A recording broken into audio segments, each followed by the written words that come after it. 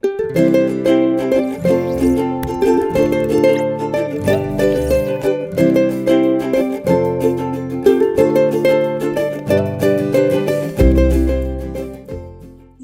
welcome to Gordon from the green room. Well, thank you very much. It's a beautiful day over there. You're actually at the green room, I can tell.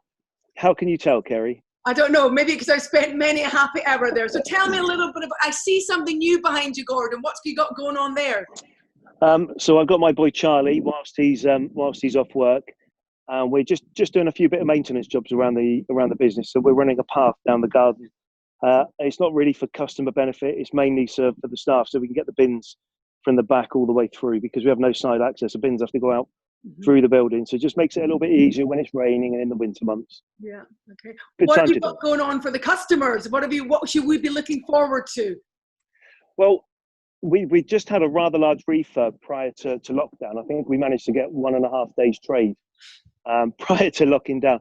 So the building and the business has changed significantly, probably over the last 5 months. I mean, upstairs and downstairs. And so it's pretty much entirely new inside. We have a new bar area. We have a new bar lounge. The dining is predominantly upstairs, if you're able to get up the stairs, with new rooms, private dining areas. Just lots of cool new stuff, really. Just something a little bit different for us.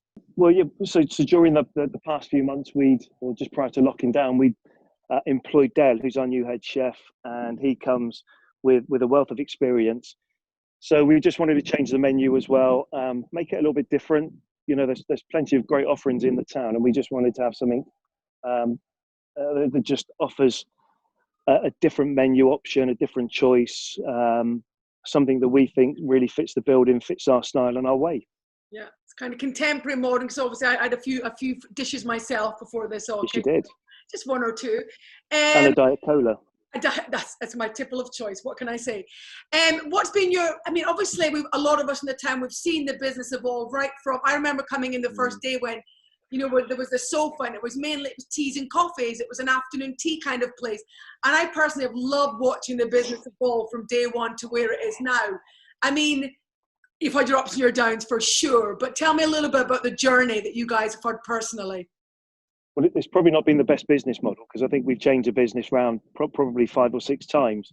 And I think most of the customers that have been through the door will turn around and say, well, hang on, the bar used to be there, or the counter used to be here. So I think as time's gone on, we opened on a shoestring budget, Jane and I, 7 years ago. And as time's gone on, I think we've just fell in love with the building. We fell in love with the town and the people here. And we've just always had this desire to, what we earn, plow it back into it, just to see how good we could get it. Nowadays, and a lot of the redevelopment that we're doing is to make it sustainable. And that's because of my health. And I want to make sure that it's able to trade for, for the other guys for years to come, where we're not having problems, where we're not looking to constantly change. So the journey's been interesting. We've done that whilst doing other bits and pieces and other work. But it's been fun. We love the building. I mean, it's been a huge part of our lives and our kids' lives, and many members of staff that have worked here. And the community as well, for sure. And you guys have been involved in community events, and I know for a fact you guys are very much all about Brackley, the people in Brackley, and giving back where you can. Yeah, we do try where we can. It's important to us as well. We've had a number of businesses in the town. I've obviously involved around at the football club. And the town means an awful lot to us. It really does. And so it's important that make sure that we recognise we don't have a business without our customers. Our customer base is predominantly from Brackley and the surrounding villages. So we need to make sure that, we can support absolutely every time where we can. Are you expecting a flood, a deluge, fingers crossed, of bookings when this delightful situation is over? If I'm honest, I don't think we will. No. I don't think we will. I think we're trying to find out. We've got to find out over the next couple of weeks what the new normal is going to be, because whatever the old normal was is going to look very different. The landscape for us and many other businesses in the town is going to change dramatically, and we would love to think that we would get a throw of people coming through the doors. But I just think there's going to be so much caution out there that our new normal will look very different for some time to come. And it's going to depend as well on what the government says, obviously, in terms of capacity and how quickly we can return to places like the green room and other establishments. Yeah, I, I think there was a leaked document that the press were reporting on this morning, which Mm. says that cafes, restaurants, and pubs. I think we're looking at probably the end of the year until we can see some sort of normality. And I think that the way that we serve customers, it's very tactile and it's very close contact. And so, how do we maintain a safe distance with people without changing that whole eating out experience? So we've got to think a little bit outside the box. We've got to see what's right for us as a business, what's right for our staff. More importantly as well, what they're comfortable doing. Then obviously what works for the community. Exactly. And I would just urge people out there at the moment is, there are so many people and so many great businesses in this town where local people have put money in their pocket to present these businesses, and they need your help at the moment. Absolutely. They really do, and there's an opportunity to go and buy a takeaway meal from somebody, or to order a cake, or to whatever it is. I just urge people to do it because it really makes a difference. No, and I think this is why, we're on with this project, brackley.co.uk, because we understand that businesses are the lifeline of a community, because obviously you can bolster the economy, you can bolster spirits. Because there's so many of the local businesses get involved in community events. It's just this lovely cyclical reaction, so I think you're right. So where we can support people, and obviously people understand that, different families have been affected in different ways, but if you are still in the position to be able to keep the economy churning over within the town, then it's a wonderful thing to be able to do. Well, you've got to ask yourself why people open up a business in Brackley, and it's either because they're residents of Brackley, and they want to support it. They want to support their friends, their families, the wider community, and so people take a big risk opening up a business, and sometimes they work and sometimes they don't, and it's always needing that local support, and it's like I said, times like this is no other time in our lifetimes that we will need this support. None whatsoever. The government are helping where they can, but it doesn't help everybody. No. So if you can and where you can, go and support some of your local businesses. Absolutely. We want them to survive. We want them to be here afterwards. And I think there will be. I don't know. I just call me optimistic. I just have a good feeling that the people of Brackley will rally around and do what they can. I hope so. Yeah, I do hope so. Okay. So just, if things were to return to normal, do you have more projects in mind, or are you just kind of taking it day by day and just going to see where this all kind of goes?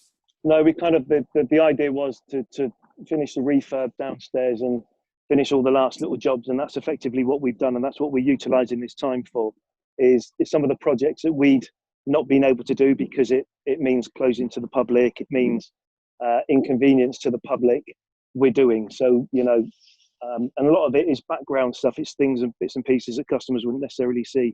It's like electrical safety testing, CCTV work, fire alarm work, and it's all the bits and pieces that we've not had chance to do because of the interruption it would have to the business. And so we're just making sure all of those bits and pieces are sorted, and that we can, when we open, we're at full capacity, we can trade without hitch.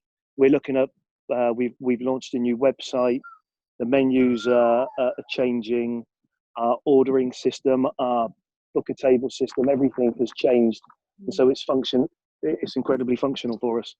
It is. I've loved to see all the changes, and I'm a person who likes change. I love to see evolution. I love to see creativity. So hey, I've enjoyed the green room journey thus far, and I know so many people have. And you guys have got a lot of fans, a lot of loyal customers. Thank you. Yeah. Do I hear a puppy there, Gordon? I heard whining. I believe you guys have got a new puppy called Chester. Yeah, let me see if we can just get him in the picture as well. Come on, Charlie. I've got mine in the background there. Can you see him there? There's my assistant interviewer being as active as he usually is. Well, we usually get a better conversation out of your dog when he comes into the green room. Well, exactly. It's his favourite taste. Loved it. Now, if that doesn't make the people of Brackley smile, nothing will. And I'm not talking about Charlie. I'm talking about Chester. How old is Chester? He's 11 weeks today. Oh my goodness. 11 weeks old today, I know. So he's a bit of a handful, and he's got really razor sharp teeth. Oh man, keeping you on your toes, I should imagine. Keeping you on the way. He is, yeah. But we're enjoying the time together as a family. I've got all the kids around us as well. And so it's not quite so much of a pain as normal having a puppy about, because there's 5 of us to look after him and occupying his time, and 2 other dogs as well. And that's what I suppose we all hope that everyone will take out of this, everyone in the local community, that, you know, it's been an unprecedented time. There's lots of, you know, unsurety to come. But, Huge. you know, with your friends and family around you and puppies, you know, you kind of have to look at, you know, the good sides of it as well, you know. Anyway, Gordon, that's perfect. Is there anything else that we should know about you, about the business? No, I think you've covered it all. You know, just I just kind of urge people again is, you know, support us, support other businesses. We're not sure if we're going to be open for takeaways yet. I think we're going to wait and see what the Prime Minister has to say on Sunday. See what impact that may have on on the hospitality industry, and then the management team. Then we'll sit down and we'll have a look and just see what's right for us, staff. You know, whether it works for the community as well, and we'll kind of go from there, because it's like anything, it has to be viable at the end of the day. Absolutely. Or else it's, you know, it's not a worthwhile project otherwise. No. Well, fingers crossed, Gordon, and obviously, we just live around the corner, so I'll be back in for my bits and pieces for sure. Good stuff. That's what we like to hear, Kerry. Thanks, Gordon. You take care. All the very best. Lovely to see you. Take care. Bye bye.